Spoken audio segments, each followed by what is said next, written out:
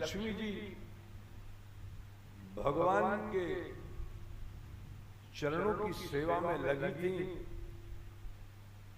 तनिक बैकुंठ से बाहर निकलकर उनको टहलने का मन हुआ।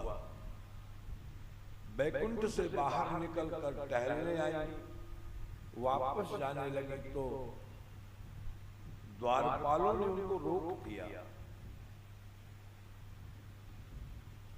द्वारपालों से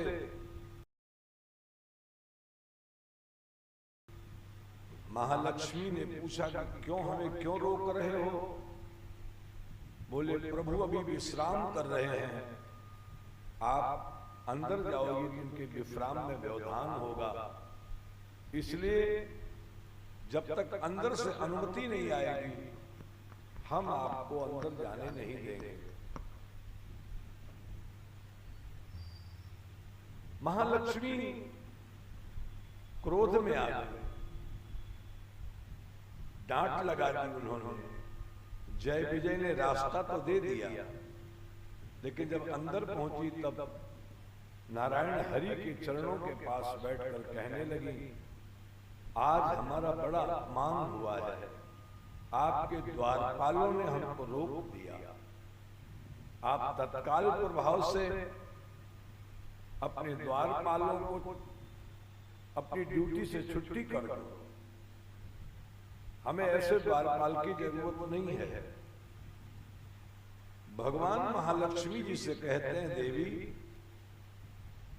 तनिक धीरे बोलो, लोग सुनेंगे तो कहेंगे कि नारायण हरि अपनी धर्म पत्नी लक्ष्मी के सामने डरे से रहते हैं, जो वो कहती हैं वही कर देते हैं, इससे गलत संदेश प्रतिष्ठा करना चाहते हैं।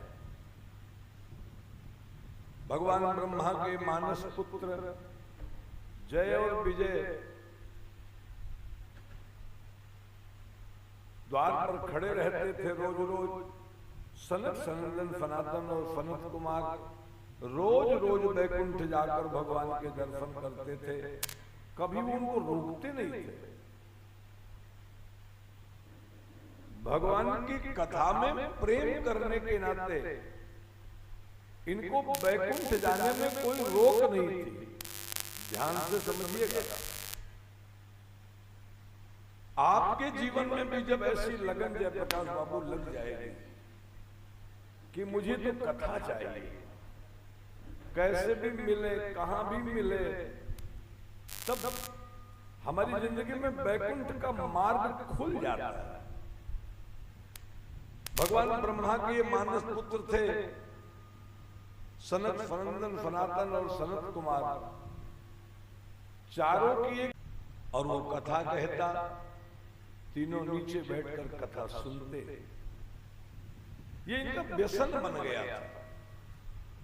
जैसे शराबी का व्यसन होता है शराब पीना, गांजा पीने वाले का व्यसन है गांजा पीना। मिलता है जीवन मिले और करुणा करे, जैसे गिद्ध को भगवान मिले और गिद्ध पर करुणा करी तो बैकुंठ की प्राप्ति हो गई उसको।